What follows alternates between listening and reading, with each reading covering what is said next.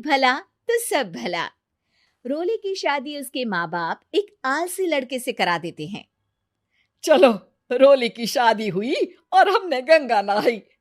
और क्या, बेटियां तो होती ही हैं बोझ। हाँ, पर अब क्या चिंता, उतार तो दिया बोझ तुमने, अब वो लोग समझे। ससुराल में रोली का पति कहता है, देखो, मैं कोई काम नहीं करता, ये बात तुम्हारे मम्मी पापा को बता दी थी मैंने। अब जो किराया आता है दुकान का, उसी से घर का गुजारा करना है। कभी भूल से भी कोशिश ना करना किसी चीज की डिमांड की। क्या मम्मी पापा को पता था कि आप कोई काम नहीं करते? और क्या, बड़ा अच्छे से पता था। उन लोगों को तो तुम बोझ लगती थी, बोल रहे थे कि बस शादी कर लो और कोई मतलब नहीं है।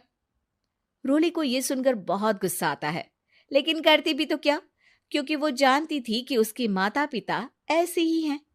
जैसे तैसे रोली दिन काट रही थी। रोली को एक प्यारी सी बेटी होती है।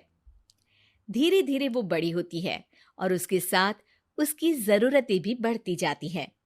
सुनिए जी, अब तो सिमी बड़ी हो रही है, उसका स्कूल में दाखिला कराना है। मैंने अब तक तो जैसे तैसे समय काट लिया, लेकिन मैं बच्ची की परवरिश में कोई कमी नहीं रखूंगी। अरे क्या है यार, अब तो लगता है कोई ना कोई काम ढूंढना ही पड़ेगा। अब पति रोज काम की तलाश में जाता और बिना किसी काम के वापस आ जाता। रोली समझ जाती है कि पति के अंदर अब काम करने की क्षमता नहीं है। वो बेटी को उच्च शिक्षा देने के लिए कुछ करना चाहती थी, लेकिन करती तो क्या करती। एक दिन रोली की सहेली कहती है, रोली, मेरी कोई औलाद नहीं है। अगर तू मेरी औलाद को जन्म दे तो मैं तुझे तेरे मुंह मांगे पैसे दूंगी। अरे, तेरी औलाद को मैं कैसे जन्म दे सकती हूँ? सरोगेसी से। बच्चा मेरा और वैभव का ही होगा, लेकिन कोख तेरी होगी। ये संभव है रोली। रोली कुछ सोचकर कहती है, मुझे मंजूर है, लेकिन मैं इसका 2 लाख रुपया लूंगी। अरे कोई बात नहीं, मुझे मंजूर है। रोली खुश हो जाती है कि एक बच्चा पैदा करने का उसे 2 लाख रुपया मिलेगा। वो घर आकर पति को बताती है, वो भी खुश हो जाता है। अब क्या था, डॉक्टर के पास जाकर सहेली का बच्चा रोली की कोख में पलने लगता है। मुझे 20,000 चाहिए मेरे बेटी के एडमिशन के लिए। हाँ हाँ ठीक है, मैं उसके एडमिशन से लेकर सारे खर्चे उसके अकाउंट में डाल रही हूँ। रोली की बेटी का एडमिशन हो जाता है। रोली को लगता है कि वो अब सब कुछ ठीक कर देगी। दिन और महीने आगे बढ़ते हैं।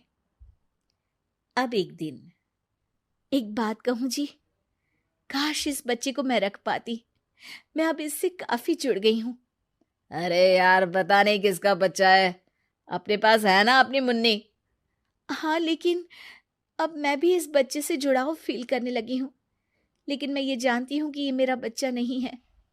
दोनों की जिंदगी ठीक चल रही थी, लेकिन कहते ना कि सुख का पल ज्यादा लंबा नहीं होता।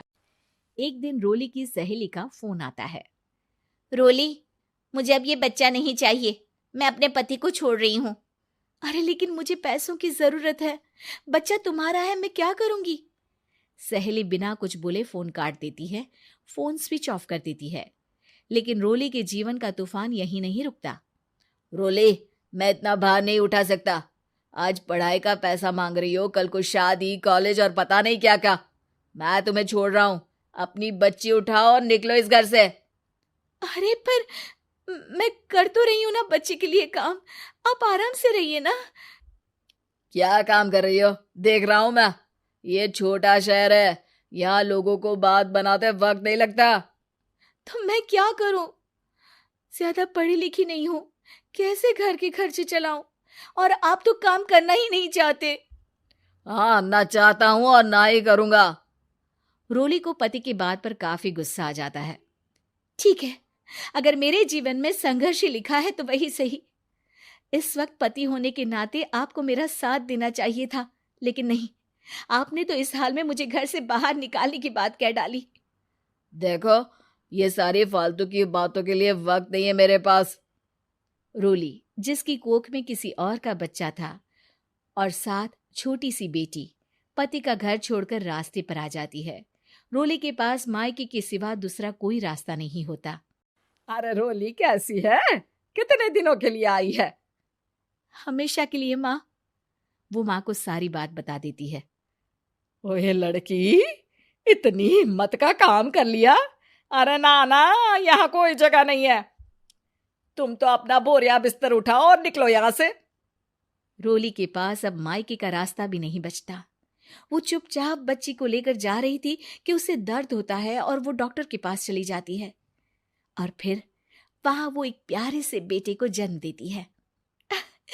कितना प्यारा है, कितने अभागे हैं इसके माँ बाप जो इसके पैदा होने पर भी नहीं है। तभी वहां डॉक्टर आ जाती है। रोली, बच्चे के पिता तुमसे मिलना चाहते हैं। आपका बहुत बहुत शुक्रिया। मैं इस बच्चे को पालूंगा, भले ही इसकी माँ ने इसे छोड़ दिया हो, पर मैं अपनी जिम्मेदारी निभाऊंगा। तो क्या आप मुझे इसके पैदा करने के लिए जिन पैसों की बात हुई थी वो भी देंगे? हाँ, और साथ ही आप चाहें तो मेरे घर में रहकर मेरे बच्चे की देखभाल भी कर सकती हैं। मैं उसके लिए आपको सैलरी दे दिया करूंगा। रोली को लगता है कि जैसे भगवान ने उसके लिए सुकून का रास्ता खोल दिया। वो अब मुकेश के साथ उसके घर चली जाती है, जहां रहकर वो उस बच्चे की देखरेख करती है। अब मुकेश के घर को रोली अच्छे से संभाल लेती है। उसके लिए खाना बनाने से लेकर बच्चों की देखभाल और घर की देखरेख। धीरे धीरे मुकेश को रोली से प्यार हो जाता है। रोली, तुम्हारी बेटी और मेरा बेटा बिल्कुल भाई बहन की तरह साथ रहते हैं। हाँ, आखिर है तो एक ही कोख के बच्चे, अटैचमेंट तो होगा ही ना। रोली, तुमने घर और मुझे दोनों को संभाल लिया। ये तो मेरा काम है। आपने भी तो मुझे छत दी जिससे मैं अपनी बेटी की पढ़ाई और भविष्य के लिए पैसे जोड़ सकूं। अब रोली, क्या तुम मुझसे शादी करोगी? अब मैं जानता हूं तुम्हारी भी शादी कुछ खास अच्छी नहीं रही। रोली को मुकेश की बात ठीक लगती है। वो उसे हाँ बोलने की सोच ही रही होती है कि उसके पहले पति का फोन आ जाता है। रोली, मैं बहुत परेशान हूं। मेरा एक्सीडेंट हो गया है। मैं चाहता हूं तुम वापस आ जाओ। रोली को पुराने पति की चिंता होने लगती है। वो सोचती है कि वो क्या कर रही थी। हाँ हाँ ठीक है, मैं आ रही हूँ। हाँ रोली, आ जाओ, लेकिन बच्ची को कहीं हॉस्टल में छोड़कर आना, क्योंकि मैं नहीं चाहता कि हम लोगों के बीच फिर से वो सारी बातें हो। रोली को समझ आ जाता है कि पति आज भी सुधरा नहीं है। वो पति के पास जाने से इनकार कर मुकेश को हाँ कर देती है।